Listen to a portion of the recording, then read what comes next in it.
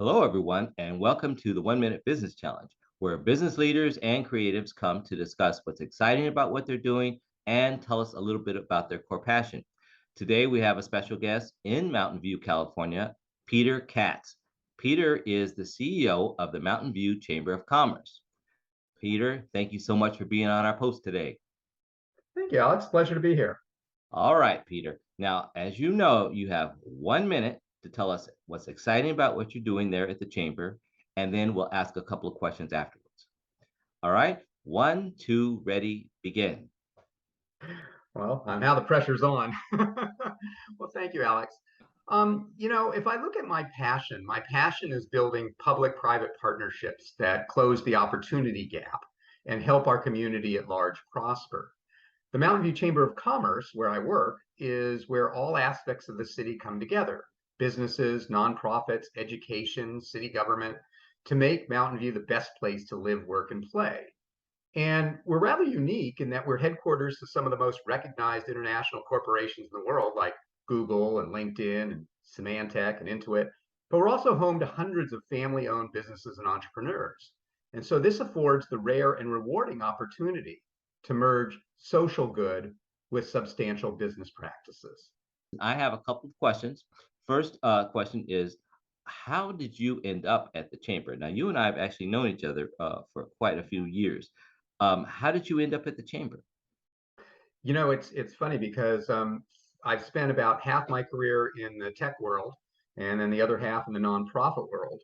And I've been doing a lot of work in the last few years doing workforce development and helping underserved kids get ahead and all of that, but also doing it in a business setting. So how can we get them involved in the business world and so on? And a friend of mine was the former CEO of the chamber. We were having lunch together. He said, "Have you thought about a chamber of commerce?" And I said, well, I've been a member of a chamber of commerce before, but I don't really know what it means to run one. And he goes, I think you ought to look into this. And so looked into it. The timing was right. The place was right. The people were right. And here we are 3 years later. Wow, very good, very good. All right, now listen. I understand that because the pandemic really affected a lot of businesses, small and large.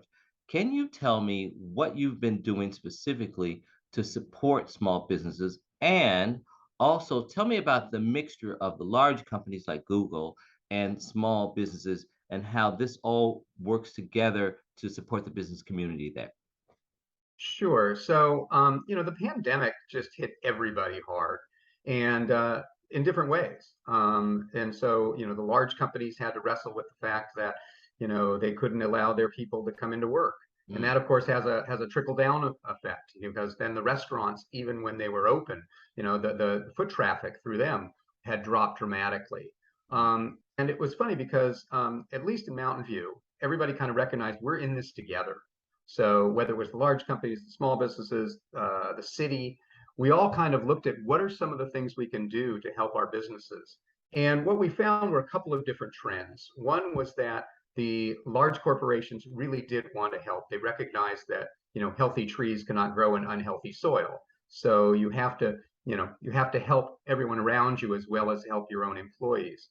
And so there were programs that they put in place where they gave out um, vouchers for people to go and use in the local restaurants and things like that. Mm. The city was great in that we did a lot of programs with the city where, of course, one of the most common ones for restaurants were closing main streets and allowing the restaurants to expand into the streets so that they could serve outside. The other thing that's interesting about closing the street is it allowed us to do some more things with the retailers too. For example, there's yoga classes that happen in the middle of the street because there's space and it's outdoors. And so, it's a way of bringing the community together.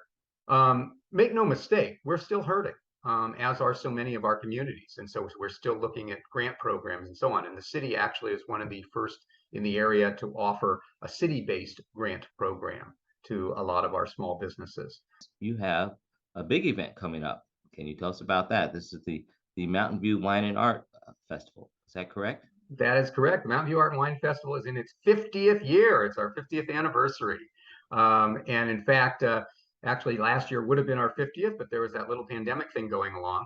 So we actually had a smaller version of it, only about 10,000 people, that we call the pint-sized Art and Wine Festival, the 49 and a half version. But this year we're able to do it as we have in the past, where we have 8 city blocks blocked off. We have over 400 craft booths. We have local artisans. We have a kids area. We have a big screen TV for those who want to watch football. We have a ton of things happening. We have 8 different wines that we're sampling, 6 different craft beers. In the past, we've attracted about 100,000 people a day. It is literally one of the largest and most beloved art and wine festivals in the region. We encourage everyone to come out. It is the weekend after Labor Day, September 10th and 11th. Uh, Admission is free. So we really would love to see you and welcome you to that. Well, you know what? I can vouch for it because I've been many times because I used to live in that area, as you remember. So it's a fun time for everybody. Listen, Peter, thank you so much. This is short form content, so we have to wrap it up. But I appreciate this so much. Well, it's a pleasure, Alex, and good luck to you. Okay, thank you.